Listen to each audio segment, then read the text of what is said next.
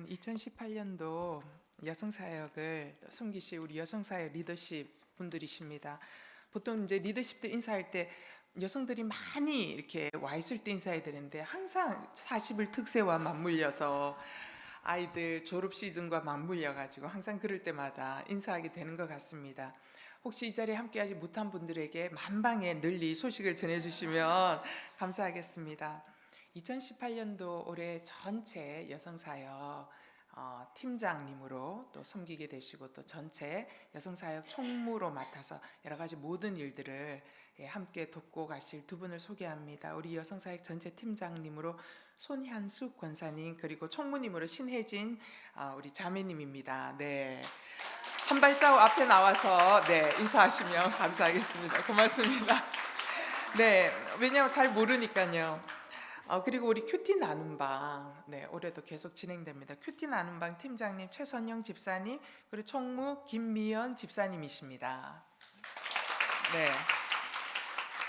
그리고 우리 수요 안내팀 팀장님으로는 올해 김미란 집사님, 그리고 총무님은 조영혜 집사님께서 계속 섬겨주시겠습니다. 인사해 주십시오. 네. 특별히 안내팀은 이쁜 분들로 일단 간택했습니다. 네. 그 다음에 중보기도팀은 우리가 전체 팀장님이신 손향숙 권사님하고 그리고 또 총무님이신 김영란 집사님인데 감기 때문에 못 나오셨어요. 네, 중보기도도 또 담당하고 계신 우리 손향숙 권사님 다시 한 번 더. 네.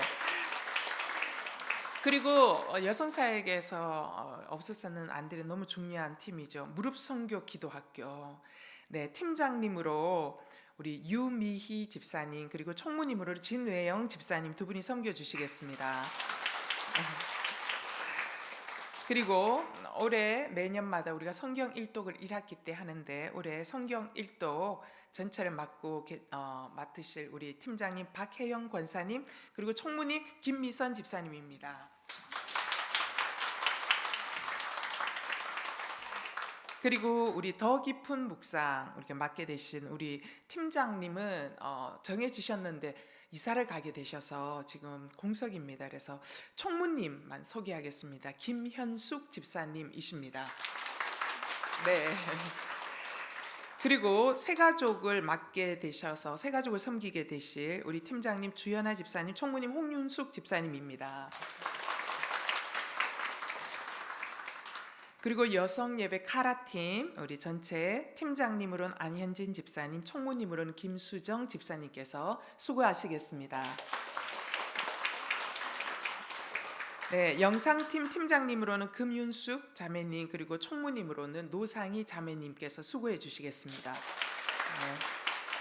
그리고 데코팀은 우리 박혜영 권사님 늘 뒤에서 보이지 않게 도우셨는데 올해는 데코팀 팀장도 함께 맡아서 해주실 거고요. 데코팀 총무님으로는 황세연 우리 자매님께서 함께 조인해 주셨습니다.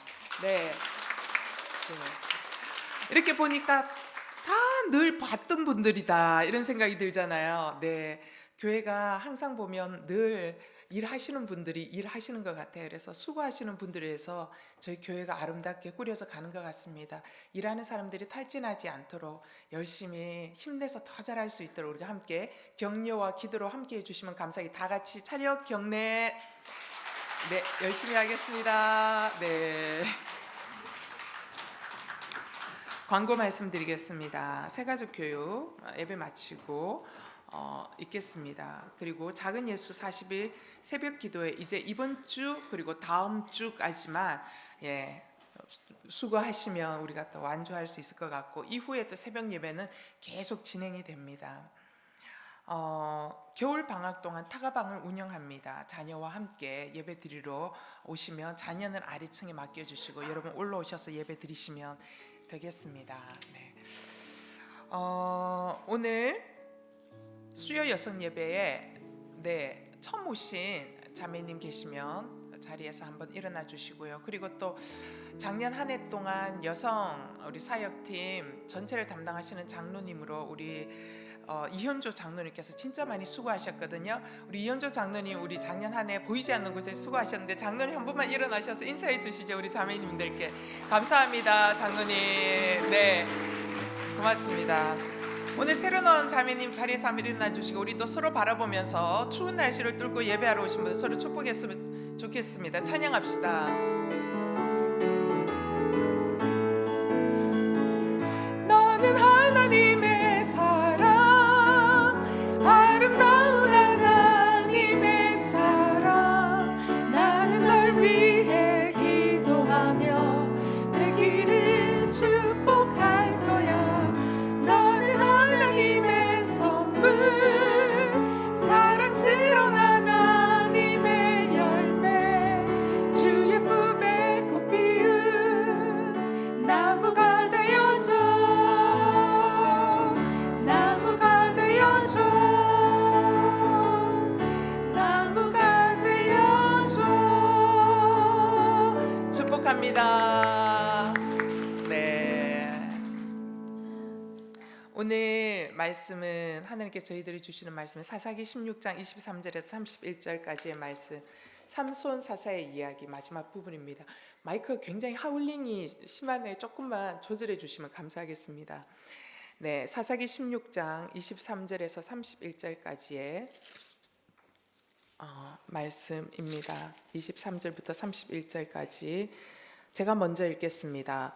블레셋 군주들이 그들의 신 다곤에게 큰 제사를 드리고 즐기기 위해 모여서 말했습니다. 우리 신이 우리의 원수 삼손을 우리 손에 넘겨주었다. 백성들이 삼손을 바라보며 그들의 신을 찬양했습니다. 우리의 신이 우리 손에 넘겨주었다. 우리 원수를, 우리 땅을 파괴한 많은 사람을 죽인 놈을. 그들은 마음이 즐거워서 말했습니다. 삼손을 불러라. 그가 우리를 즐겁게 하게 하라. 그래서 그들은 삼손을 감옥에서 불러냈습니다. 삼손은 그들 앞에서 웃음거리가 됐습니다. 그들은 삼손을 두 기둥 사이에 세웠습니다. 그때 삼손이 자기 손을 잡고 있는 소년에게 말했습니다. 이 신전을 떠받치고 있는 기둥을 내가 만질 수 있게 해 주시오. 그곳에 내가 좀 기대야겠어. 신전은 남자들과 여자들로 가득 찼고 블레셋 군주들도 모두 그곳에 있었습니다. 또 지붕 위에도 남녀 3,000명 정도가 삼손을 조롱하며 바라보고 있었습니다. 그때 삼손이 여호와께 부르짖으며 말했습니다. 주 여호와여, 부디 저를 기억해 주십시오. 하나님이여,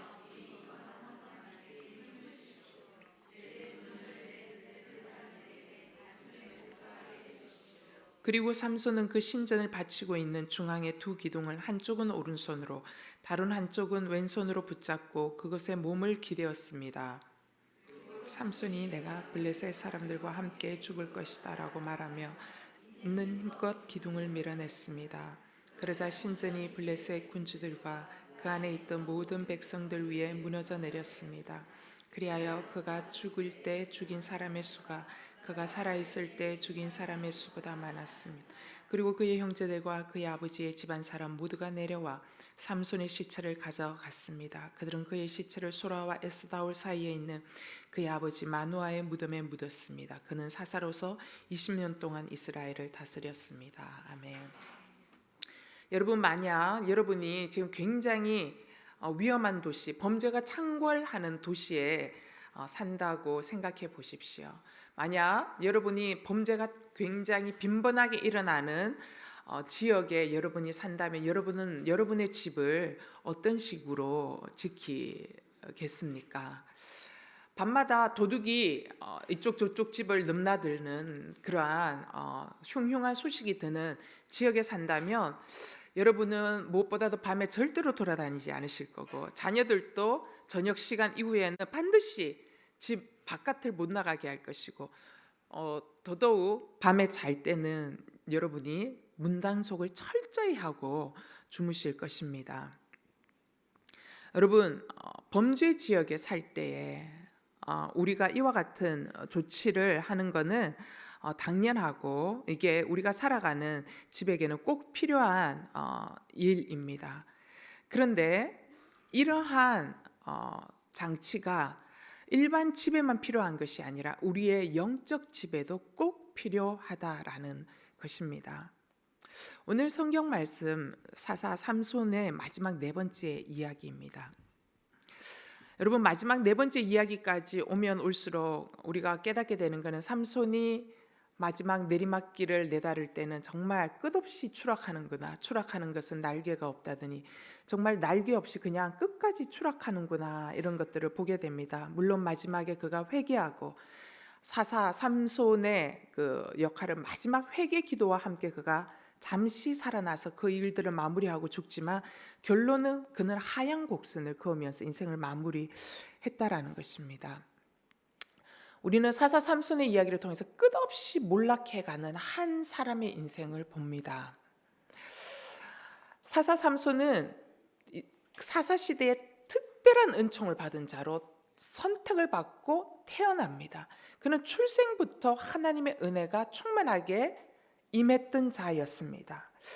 출생부터 남달랐고 나실린으로 구별되어져서 성장했지만 그의 인생의 청년기는 하나님과 상관없는 길만을 선택하면서 살아가다가 결국은 몰락하게 됩니다.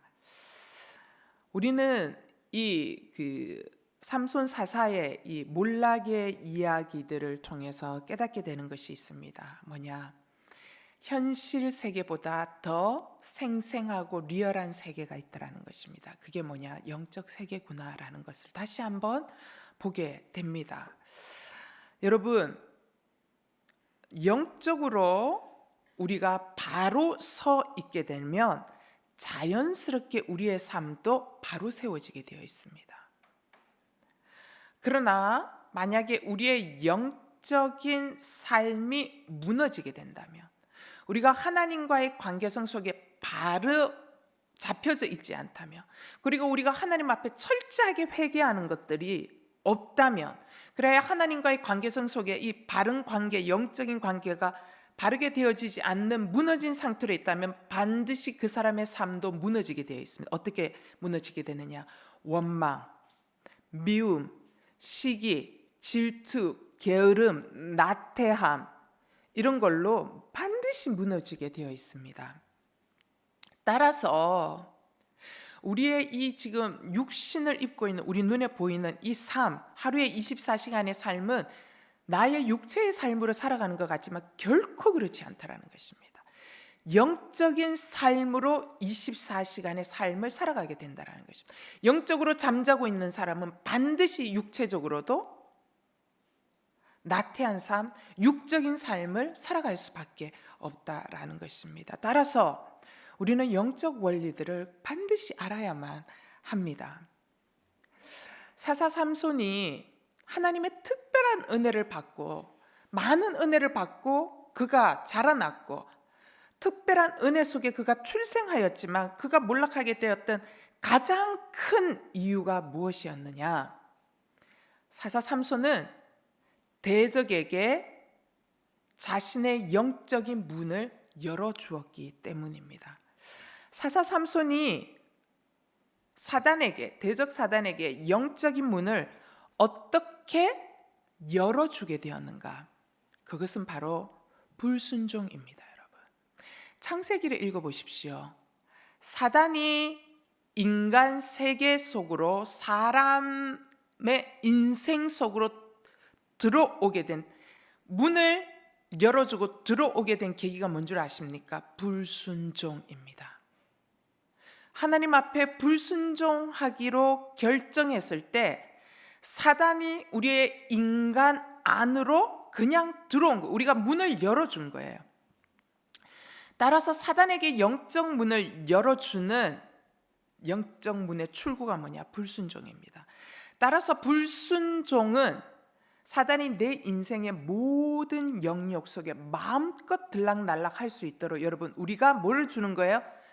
출입증을 주는 것과 똑같습니다. 사사 삼손의 이 이야기를 읽다 보면 진짜 재밌는 게 하나 반복돼요.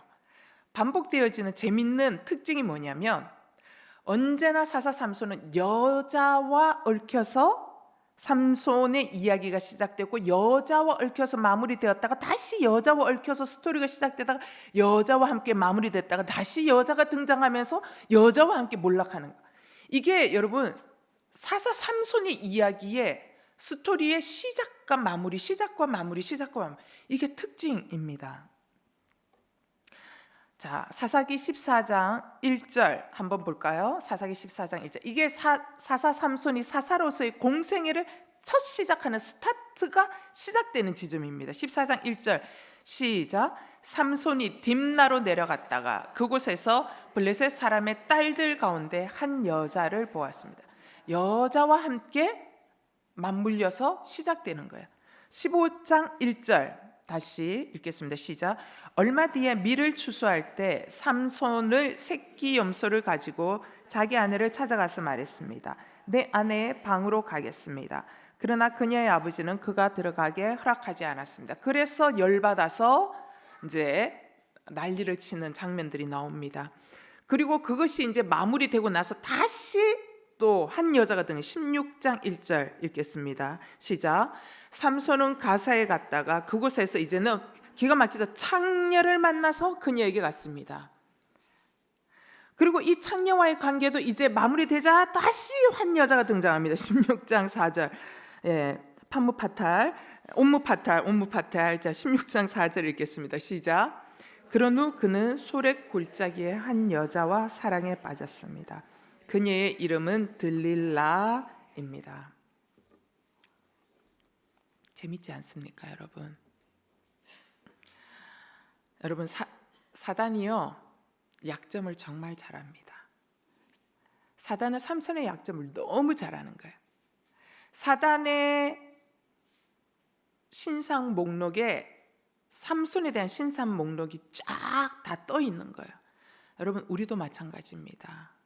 우리들도 사단의 신상 목록에 쫙 떠 있는 거예요. 사단은 우리를 너무 잘 압니다.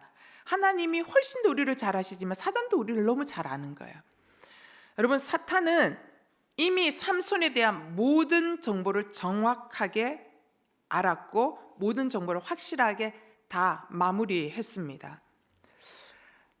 사단은 삼손이 어떤 지점에서 하나님의 말씀을 아주 쉽게 불순종하고 넘어지는지 그 포인트를 너무 잘 알았다라는 것이죠.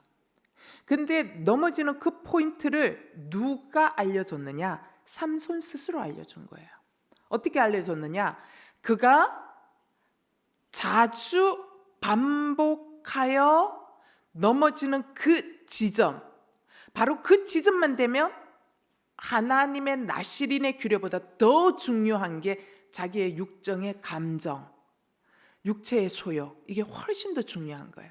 그래서 항상 그 지점만 되면 어떻게 해요? 스르르 하나님 말씀에 조용히 불순종하는 거예요. 이게 반복되어져서 나타납니다. 반복되어져서 나타나면서 어떻게 해요?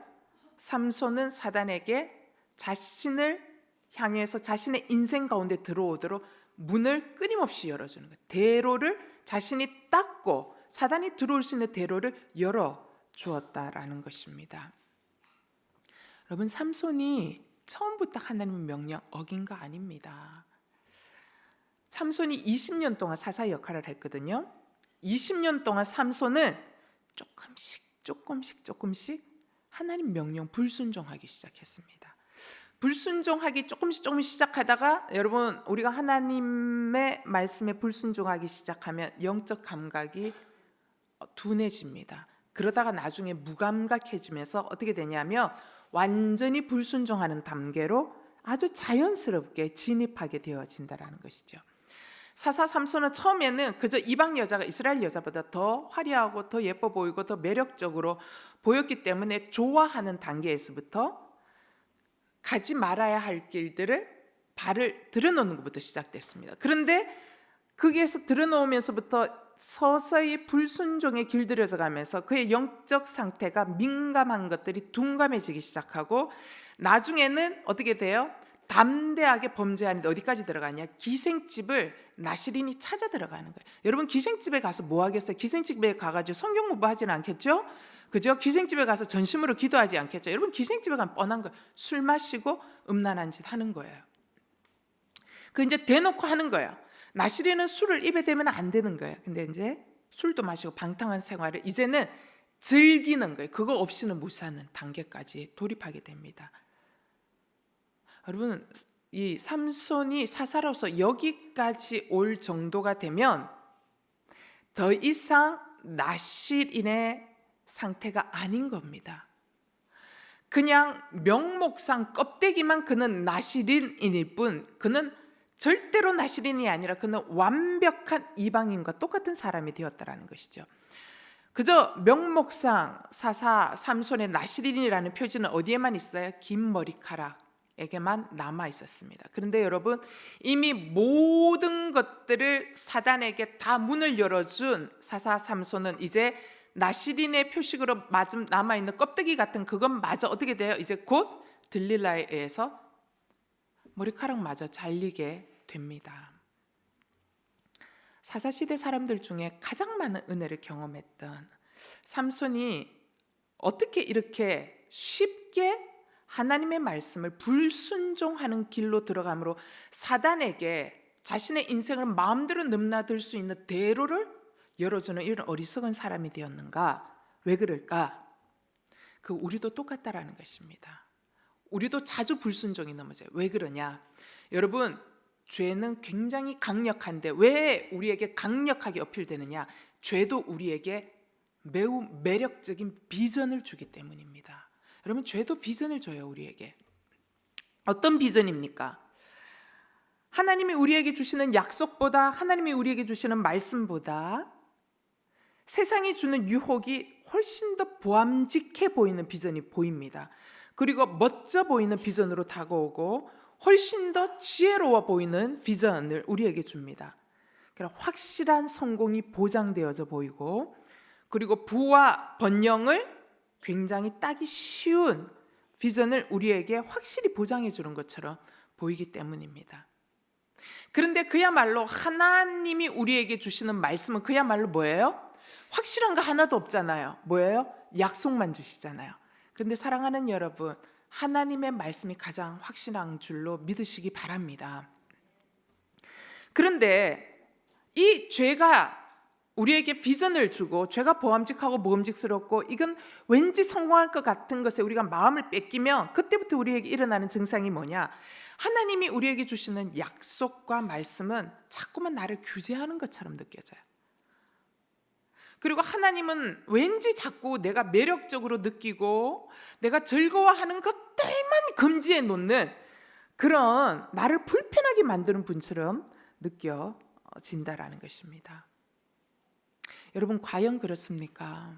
과연 하나님이 우리에게 주신 이 약속의 말씀이 과연 우리를 규제만 하고 우리를 제약하고 나를 힘들게 만드는 것이냐는 것이죠. 여러분, 하나님의 말씀이 규제와 제약과 힘들게 만드는 것처럼 느껴지는 이유는 하나님의 방법이 우리 마음에 안 들기 때문이라는 것입니다. 왜 이런 마음이 들까? 우리 마음 안에 하나님이 나에게 제시하고 있는 이 방법이 지금 내게 가장 좋은 방법일까? 가장 선한 방법일까? 라는 것에 대한 확신이 안 서기 때문에 우리가 하나님의 방법에 대해서 내키지 않는 거라는 것이죠. 하나님이 내게 제시하는 그 길이 마치 내가 죽어야 하고, 마치 내가 손해보는 것 같고, 마치 내가 바보가 되어야 하는 것처럼 보이는 거. 근데 그 길은 왠지 선해 보이지 않는 거. 하나님, 이게 이렇게 하는 거 내게 진짜 나를 이해하는 거 맞아요? 내게 가장 좋은 거 주는 거 맞아요? 내게 진짜 가장 선한 거 주는 거 맞아요? 라고 자꾸 회의하게 만드는 거. 그 선한 심을 믿지 못할 때 우리가 그 방법을 선택할 수 없다라는 것이죠. 따라서 결국은 뭐냐? 이 모든 불순종은 어디하고 연결되어 있느냐? 믿음의 문제와 연결되어져 있다라는 것입니다. 그래서 믿음의 또 다른 말을 뭐라고 표현하냐면 순종이라는 말로 표현할 수 있다라고 해요. 여러분, 믿음이란 뭐냐? 순종할 수 있는 능력입니다. 믿음의 주요 온전케 하시는 이인 예수를 바라보자. 여러분, 예수님이 왜 믿음의 주입니까? 예수님은 주여 내 뜻대로 마시고 아버지의 뜻대로 하시옵소서. 당신이 하고 싶었던 것이 있었지만 뭐예요? 당신의 뜻보다 더 중요한 건 아버지의 뜻이었습니다.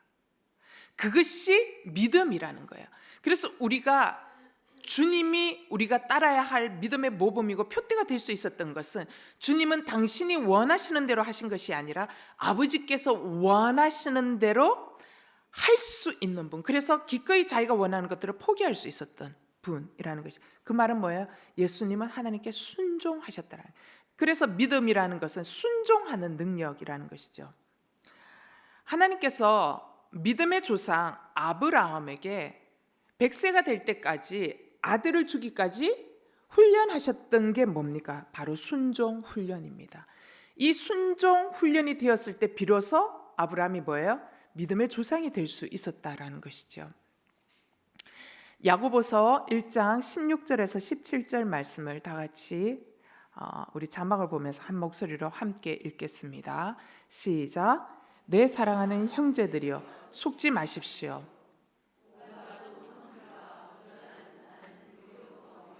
빛들의 아버지께로부터 내려옵니다. 그분에게는 변함도 회전하는 그림자도 없으십니다. 야고보가 이렇게 이야기합니다. 속지 마십시오. 사랑하는 형제들이여 속지 마십시오. 왜 속지 마십시오라고 얘기했을까? 우리가 하도 잘 속으니까. 우리가 너무 잘 속으니까, 너무 잘 속아서 불순종하는 길을 너무 자연스럽게 선택하여 가니까 속지 말라는 거예요. 여러분, 하나님의 것이 정말 나를 복되게 하고 정말 나에게 가장 선한 것이라고 철저하게 믿으면 사단이 주는 밑밥에 속지 않을 수 있다는 거예요. 우리가 왜 속느냐? 하나님이 주시는 제안하는 방법이 괴롭고 힘들고 어려워 보이고 내게는 좋아 보이지 않고 선해 보이지 않기 때문에 그냥 이거 포기하고 멋져 보이고 있어 보이고 괜찮아 보이고 쉬워 보이는 방법 자꾸 선택하는, 이게 속는다라는 거예요. 여러분, 사단은 속이는 자입니다. 사단이 우리를 왜 속일까요? 멸망하게 하려고. 그래서 야고보 기자가 얘기해, 속지 마십시오. 그러면서 이야기합니다. 가장 좋은 선물, 가장 좋은 은혜의 축복의 선물은 오직 어디에서부터 온다고요? 하나님께로만 온다라고 이야기를 합니다. 하나님께로만 온다. 그러니까 속지 말라는 거예요. 가난이 와도 속지 마십시오. 두려워하지 마십시오. 하나님이 기라고 하면 그것이 선물이고 그것이 가장 좋은 길입니다. 여러분, 속지 마십시오라고 이야기하는 거예요. 사랑하는 여러분, 하나님을 벗어난 영역에는 결코 선한 것이 없습니다. 이걸 우리는 기억해야 한다라는 것입니다. 야고보는 하나님이 허락하지 않은 것을 선하다고 믿을 때 우리가 쉽게 속아 넘어가게 된다라는 것입니다. 여러분, 때로는 우리가 가난할 수 있어요. 때로는 내가 너무 공부하고 싶은데 공부할 수 없도록 만드는 환경이 있는 거예요. 나는 가난한 집에 태어났고 부모도 아는 것들이 없고 내가 돈을 벌어서 가족들 먹여 살려야 되면서 나도 돈 벌어야 되고 그러면서도 내 공부도 해야 되는, 왜 나에게는 좋은 환경이 주어지지 않았을까? 라고 그런 생각이 드는 거예요. 하지만 여러분, 그 상황이 하나님이 내게 주신 가장 좋은 상황이라고 믿을 때, 이 상황이 나에게 가장 선한 상황이라고 믿을 때에 여러분, 그것이 굉장히 나에게 주는 축복의 자리라는 것을 비로소 믿음으로 이것을 통과할 때 깨닫게 된다는 것이죠. 이후에 오는 축복은 말로 다 할 수 없는 축복이 온다는 것을 비로소 알게 된다는 것입니다. 여러분, 외관상 아무리 좋아 보이고 멋있어 보이고 느낌이 좋을지라도 그것이 내게 부유함을 보장해주고 실질적으로 부유함을 가져다 줘요. 그리고 풍부함을 실질적으로 가져다 줘요. 실질적으로 성공하게도 만들어줘요. 그러나 그것이 하나님께로부터 온 것이 아니고 세상으로부터 오는 것이라면 우리는 알아야 합니다. 궁극적으로 그것은 우리를 비참하게 만드는 재료가 된다는 것이죠. 우리를 죽음으로 내모는, 날개 없이 추락하게 만드는 재료가 된다라는 것입니다. 사랑하는 여러분, 다시 한번 주님의 말씀으로 선포합니다. 가장 좋고 가장 선하고 가장 온전한 은사는 오직 하나님께로만 오는 것입니다. 이제 다시 제가 처음에 말씀드렸던 영적 원리로 다시 돌아가 보겠습니다. 불순종은 사단이 내 인생의 모든 영역으로 마음대로 들어올 수 있도록 출입구를 열어주는 것이라고 얘가 얘기했습니다. 그러면 제가 무엇을 근거로 이런 이야기를 하냐라는 것이죠. 사무엘상 15장 22절에서 23절 읽겠습니다. 사무엘상 15장 22절에서 23절 시작. 그러자 사무엘이 대답했습니다. 여호와께서 여호와의 음성을 순종하는 것보다 번제와 다른 제사들을 기뻐하실 것 같소? 순종이 제사보다 낫고 귀 기울이는 것이 순양의 기름보다 낫소. 거역하는 것은 점치는 죄와 같고 교만은 우상을 섬기는 악과 같은 것이요 당신이 여호와의 말씀을 거역했기 때문에 그분은 당신을 버려 왕이 되지 못하게 하셨어. 여러분 23절에 굉장히 중요한 말이 있습니다. 밑줄 그으셔야 돼. 거역하는 것은 뭐와 같대요? 점치는 죄와 같다. 여러분 이거를 히브리 원문 성경에 보면 점치는 죄와 같다 라고 표현하고 있지 않아요. 히브리 원문에는 뭐라고 얘기하면 거역하는 거는 점치는 거야 이렇게 표현되어 있어요. 거역하는 거는 사수라는 것과 같아라고 이야기하는, 사수라는 거야라고 이야기하는 거예요. 여러분 여기 점친다라는 말로 표현된 히브리어가 캐셈이라는 건데 이 안에는 많은 이 뜻이 포함돼요. 어떤 뜻이 포함돼요? 왜 귀신 부리는 거 있잖아요. 그 다음에 굿하는 거, 그 다음에 주술하는 거, 그죠? 이런 것들이 다 포함된 주술, 요술, 점치는 것, 그죠? 굿하는 거, 그 다음에 혼을 부리는 거, 이런 것들이 다 포함되어 있는 거예요. 귀신을 부리는 모든 종류의 것을 포가라는 단어가 함축하여 다 갖고 있는 단어가 캐셈이라는 단어인데 바로 그 단어를 표현하고 있습니다. 따라서 여러분 불순종하는 것이 여러분 귀신 부리는 건지 몰랐죠? 여러분 불순종하는 것이 점집에 가는 거라는 거 여러분 모르셨죠? 여러분 불순종이 점치는 거라고 이야기하고 있습니다. 원문 성경에. 여러분 어떤 형태의 주술이든지 어떤 형태의 점치는 것이든지 결과는 영적 세계에 있어서 결과는 동일합니다. 어떤 결과를 가져오냐면 주술을 행할 때 바로 즉시 귀신의 영역으로 향하는 문이 뚫립니다.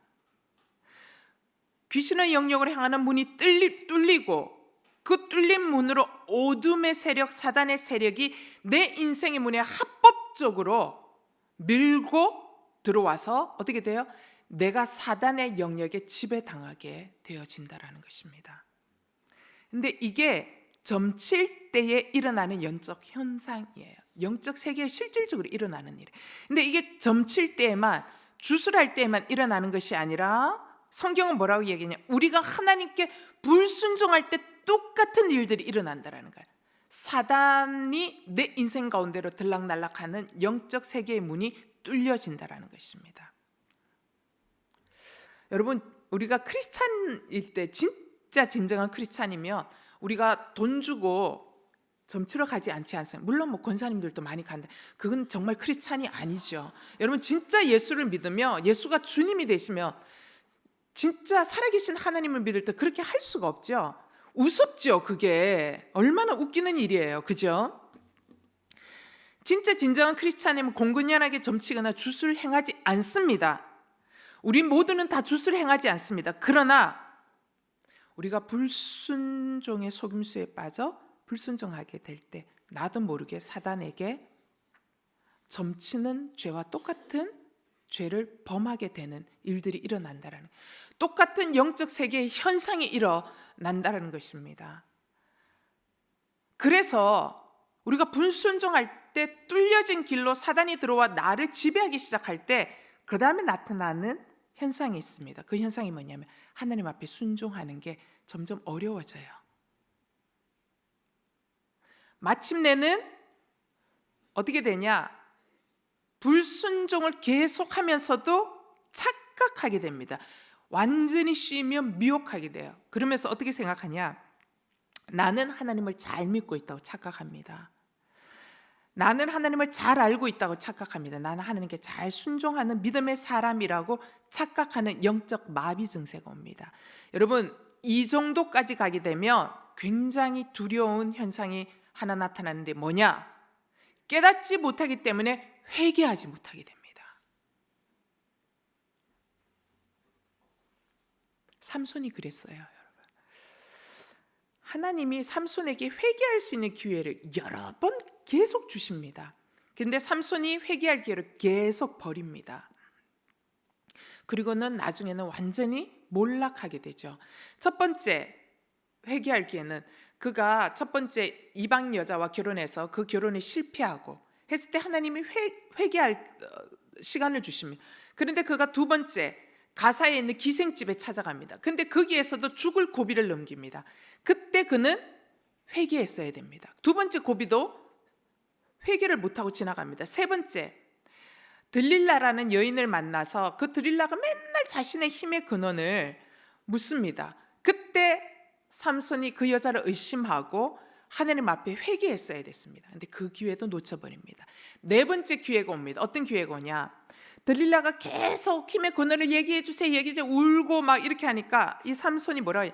왠지 모를 답답함과 이 마음의 불안함으로 죽을 지경이 됩니다. 이게 회개의 마지막 기회였습니다. 하나님이 삼손에게 회개하라고 강력하게 흔드는 마지막 기회였는데 그가 이것을 마저 패스해버립니다. 사사기 16장 16절 한번 볼까요? 사사기 16장 16절에 보면 이렇게 나와 있습니다. 그녀가 매일 졸라서 삼손의 마음은 죽을 정도로 괴로웠습니다. 여러분, 삼손의 마음이 죽을 지경 같은 괴로움이 임한 거예요. 여러분, 우리 삼손의 생각했습니다. 자기가 여자 때문에 죽을 지경으로 괴롭다라고 생각했지만 그렇지 않습니다. 삼손에게 성령이 떠나가는 징조로 그는 괴로웠던 것입니다. 여러분, 삼손이 지금 여인의 집에서 편안하게, 몸은 엄청 편안해요. 그의 육적은 쾌락 상태에 있는 거예요. 몸도 편안하고 쾌락 상태에 있음에도 불구하고 그의 마음이 지옥인 거예요. 사랑하는 여러분, 만약 우리에게 우리의 마음이 지옥과 같은 증세가 있다면 우리 안에 계신 성령님께서 속히 우리에게 회개하라고 주시는 사인이라는 것을 여러분 놓치지 않게 되기를 바랍니다. 여러분, 내 영혼 안에 죄가 있으면 반드시 나타나는 게 뭐냐면 구토 증세가 나타납니다. 마음이 괴롭고, 마음이 허하고, 마음이 두렵고, 마음이 불안하고, 화나고, 서운하고, 마치 상한 음식을 먹으면 속이 울렁거리고 메스꺼워서 견딜 수 없는 것처럼, 그리고 토해야 살 수 있는 것처럼 영적으로 우리가 죄가 우리 안에 들어오면 이것과 똑같은 증세가 나타나는 거예요. 여러분, 우리 육체도 토하지 않으면 너무나도 괴로운데 하물며 우리의 영혼이 죄를 토하지 않으면 사망에 이를 수밖에 없다라는 것이죠. 여러분, 모든 죄들은 토해내야 살아날 수 있습니다. 토할 때 비로소 우리의 영적 영안이 열리면서 내가 바로 이 멸망의 입구까지 가 있었구나라는 상황을 제대로 파악할 수 있게 됩니다. 삼손이 여기까지 왔는데도 회개하지 못하고 부르짖지 못합니다. 왜냐? 그는 이미 여자에게 감정의 포로가 다 되어버렸고 생각의 포로로 사단에게 완전히 다 장악되어져 버렸기 때문입니다. 여러분, 믿는 사람들이 힘이 없어서 몰락하는 것이 아닙니다. 믿는 크리스찬들이 언제 몰락하느냐? 조금씩 죄를 용납하는 과정에서 죄에 대한 경계심이 무뎌지면서 어느 한순간에 와르르 무너져 버린다라는 것이죠. 데살로니가전서 5장 22절 말씀 읽겠습니다. 데살로니가전서 5장 22절 말씀입니다. 시작. 악은 어떤 모양이라도 피하십시오. 평강의 하나님께서 여러분을 위해 온전히 거룩하게 하시고, 이제 23절 말씀입니다. 중요한 것은 뭐냐? 악은 어떤 모양이라도 피하십시오라고 되어 있습니다. 여러분, 악이 다양한 모양으로 옵니다. 여러분, 악은 나는 악이야 라는 모습으로 오지 않습니다. 악은 굉장히 잘 속이고 내가 잘 속을 수밖에 없는 모습을, 굉장히 다양한 모습으로 옵니다. 그래서 악은 어떤 모양이라도 우리가 잘 파악하고 피할 수 있어야 됩니다. 때로는 악은 어떤 모양으로 오냐? 나는 피해자야 라는 프레임으로 와요. 여러분, 상담이 참 좋은 것입니다. 근데 상담할 때 여러분이 반드시 놓치지 않아야 될 것이 뭐냐면, 상담의 가장 큰 약점은 뭐냐? 당신은 피해자야 라고 이야기를 한다는 것이. 나 성경은 너는 죄인이야 라고 이야기를 해요. 악은 내가 피해자라는 프레임으로 내게 다가오는데 그게 악이라는 것입니다. 또 때로는 악은 내가 하나님을 더 잘 예배하고 싶어서 내가 이렇게 했어라는 거룩의 프레임으로 옵니다. 그러한 거룩의 프레임에 걸려 넘어진 사람이 누구예요? 사울 왕이에요. 하나님이 모든 것들을 죽여라 했음에도 그가 가장 좋은 소와 양과 살찐 짐승들을 가져옵니다. 그러면서 이야기합니다. 하나님 앞에 제사하기 위해서 이것들을 갖고 왔다. 거룩의 프레임을 가지고 스스로 속아 넘어집니다. 여러분, 회개할 기회를 모두 잃어버린 삼손에게 남아있는 것, 비참함, 참담함의 시간만이 기다리고 있었습니다. 자, 21절 말씀, 성경 말씀 한번 읽어볼까요? 16장 21절 말씀, 제가 읽겠습니다. 그때 블레셋 사람들이 그를 붙잡아서 눈을 뽑아내고 그를 가사로 데려갔습니다. 그들은 그를 청동사슬로 묶었습니다. 그는 감옥에서 맷돌을 돌리는 사람이 됐습니다. 여러분, 삼손이 두 눈알이 뽑혀서 맷돌을 돌리는 짐승처럼 신분이 바뀌게 됩니다. 삼손에게 두 눈을 뽑은 이유는 명확합니다. 삼손이 다시는 블레셋에게 대항하지 못하도록 하기 위함이었습니다. 그리고 짐승처럼 맷돌을 돌려야 하는 사람으로 삼손이 추락하게 됩니다. 여러분, 이러한 일들보다 더 괴로웠던 것, 두 눈이 뽑히고 짐승처럼 맷돌을 갈아야 했던 것보다 더 비참했던 것은 삼손이 내가 여기까지 떨어졌구나라고 생각되어지는 비참함이 가장 괴로웠을 겁니다. 여러분, 무엇이 삼손을 이렇게 만들었느냐? 죄입니다. 삼손이 죄를 우습게 여겼기 때문입니다. 삼손은 들릴라라는 여인의 유혹을 우습게 여겼습니다. 그 이전의 여인들의 유혹을 우습게 여겼습니다. 삼손이 사단의 유혹을 대수롭지 않게 여겼기에 그가 사단에게 문을 열어주었고 마침내 들릴라라는 여자 한 사람에게 넘어지게 된 것입니다. 그런데 삼손이 들릴라라는 여자 한 사람에게 넘어진 것이 아니라 들릴라라는 여인 뒤에는 뭐가 있었냐? 블레셋의 5개의 도시의 방백이라는 사단의 나라가 함께 연결되어져 있었다라는 것입니다. 여러분, 우리가 죄에 대해서 민감하지 않으면요, 우리가 죄의 유혹을 매우 작은 것으로 여기고 대수롭지 않게 다루면 뭘 못 보냐면 죄의 뒤에 연결되어져 있는 거대한 사단의 나라가 나를 삼키고 나와 관계된 자들까지 삼키고 나와 관계된 일들까지 삼키려고 다가오는 것을 우리가 볼 수 없게 된다는 것이죠. 여러분, 유혹 뒤에는 나를 넘어뜨림으로 나와 연결된 모든 사람을 점령하려고 하는 사단의 나라가 있다라는 것을 기억할 수 있게 되기를 바랍니다. 따라서 나 한 사람의 넘어짐은 나 한 사람의 넘어짐으로 절대로 끝나지 않습니다. 여러분, 내가 넘어지면, 여러분이 넘어지면 여러분의 자녀가 넘어집니다. 여러분이 넘어지면 여러분의 가정이 넘어집니다. 그러나 여러분, 내가 영적으로 든든하게 깨어 있으면 나와 연결된 가족이 바로 세워질 수 있다는 것입니다. 나 한 사람으로 끝나지 않습니다. 그래서 사단은 끊임없이 나를 건드리는 거예요. 여러분, 한 사람 한 사람을 건드리는 거예요. 뭐야? 타겟은 나를 통하여 그 뒤에 연결되어져 있는 모든 사람들을 넘어뜨릴 수 있기 때문입니다. 여러분, 볼링하면 킹핀이라는 거 있죠. 킹핀 하나를 딱 건드리면 어떻게 돼요? 나머지 와르르 다 무너지기 때문입니다. 그래서 사단이 끊임없이 나를 건드리는 거예요. 자, 그러면 어떻게 해야 불순종으로 인하여 뚫려진 사단이 들어오는 입구를 차단할 수 있는가? 야고보서 4장 7절 말씀입니다. 야고보서 4장 7절 말씀 읽겠습니다. 시작. 그러므로 하나님께 복종하고 마귀를 대적하십시오.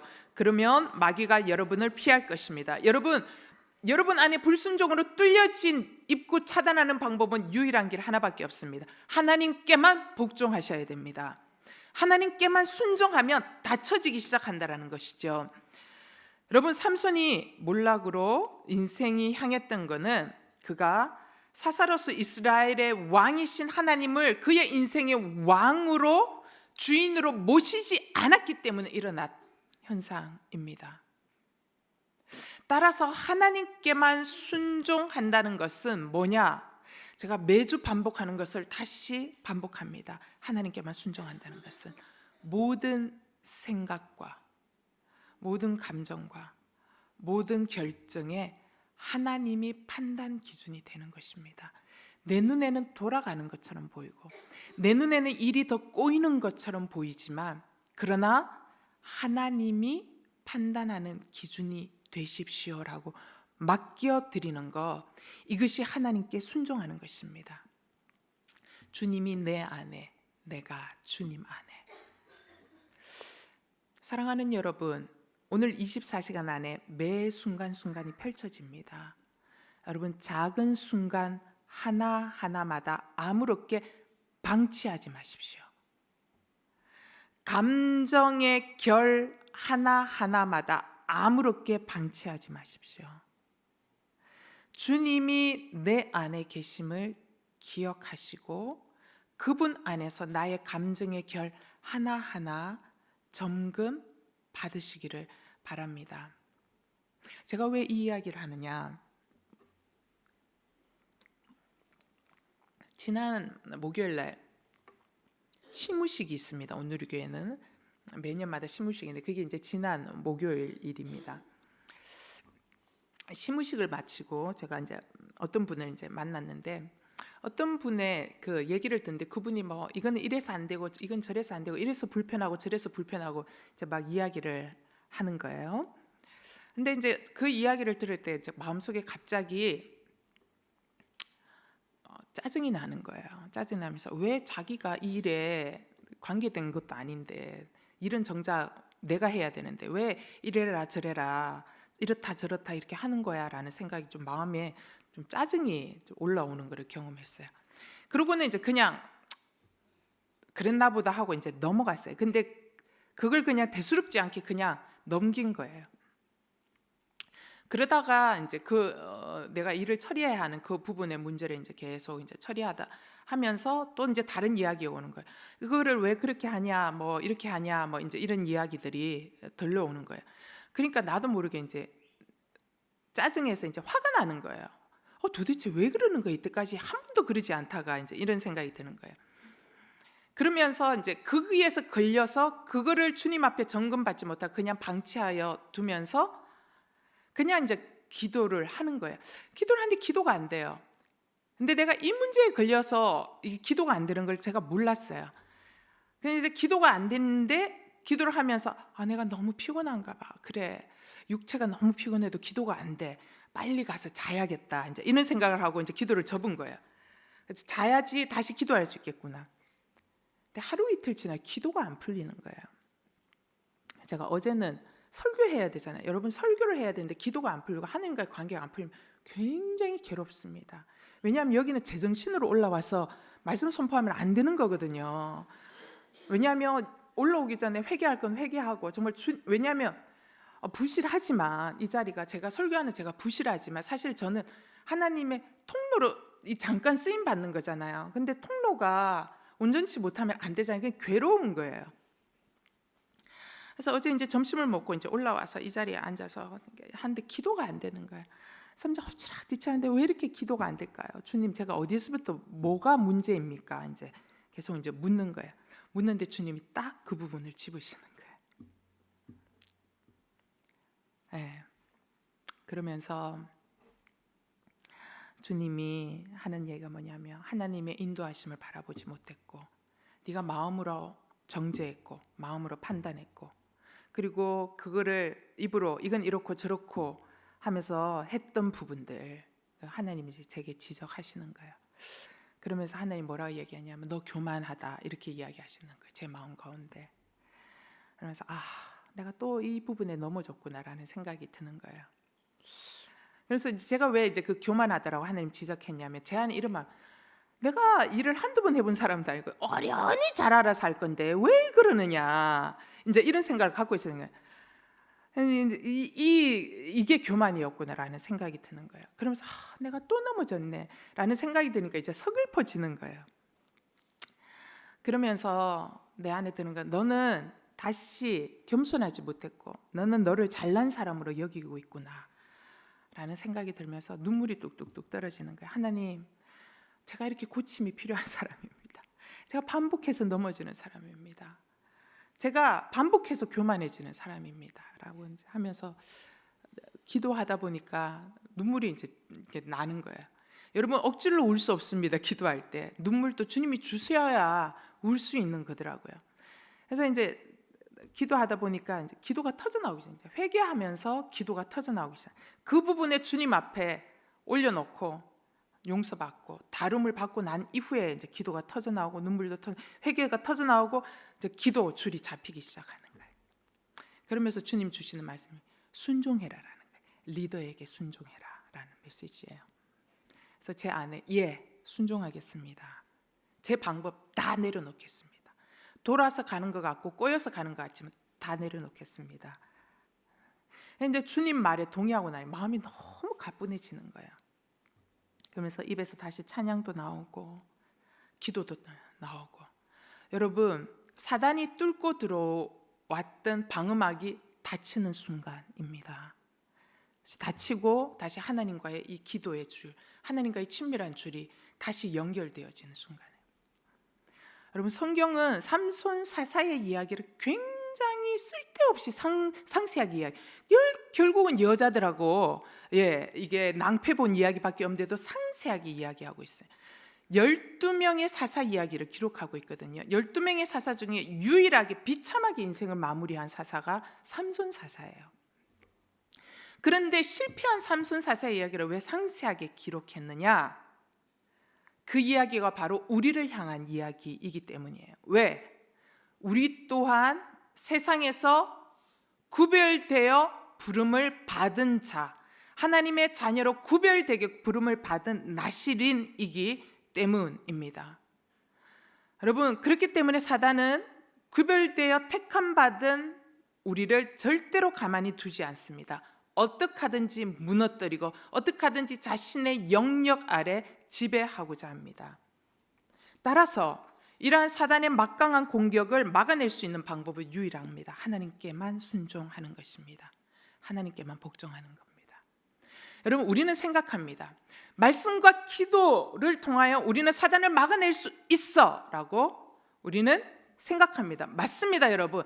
말씀과 기도는 매우 강력한 능력입니다. 성경이 그걸 말하고 있기 때문에. 그러나 여러분, 착각하시면 안 되는 게 한 가지 있습니다. 여러분, 우리가 정말 잘 착각하는 게 있어요.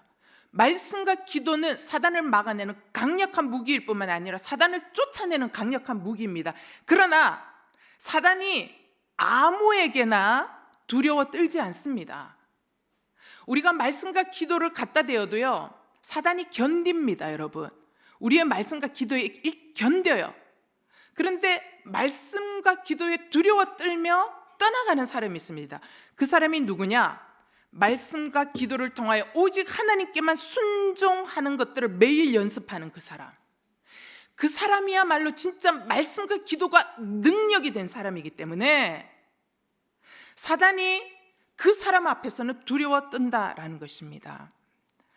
따라서 여러분, 순종하기로 결정하고 말씀 읽는 사람 사단이 두려워합니다.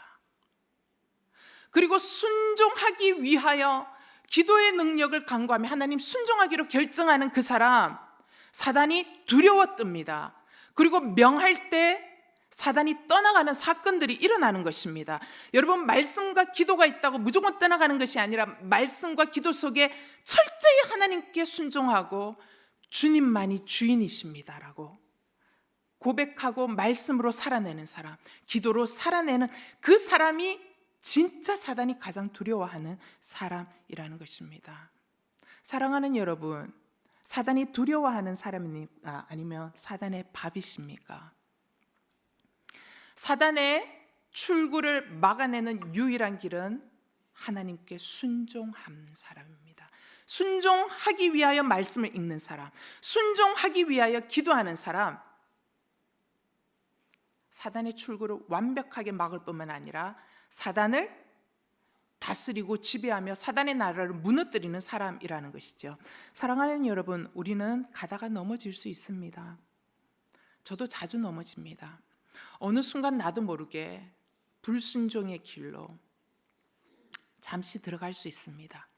그러나 여러분, 금방 깨닫고 다시 돌아와 하나님께만 순종하기로 결정하고 나아갈 때 우리는 성령의 도우심으로 오늘도 은혜와 감사 가운데 살아가게 될 뿐만 아니라 나실인으로서 블레셋을 이스라엘의 땅에서 몰아내는 그러한 영적 전쟁에 맨 앞에 쓴 사람으로 우리가 승리하며 살아갈 수 있다라는 것입니다. 사랑하는 여러분, 사사 삼손처럼 추락하는 인생이 아니라 오직 여호와만을 바라보고 여호와께만 순종함으로 나아감으로 나와 그리고 나와 연계된 나의 가족과 나의 가정과 이 사회를 하나님의 나라로 만들어 갈 수 있는 저와 여러분이 되실 수 있기를 주님의 이름으로 축원합니다. 기도하겠습니다. 사랑하는 하나님,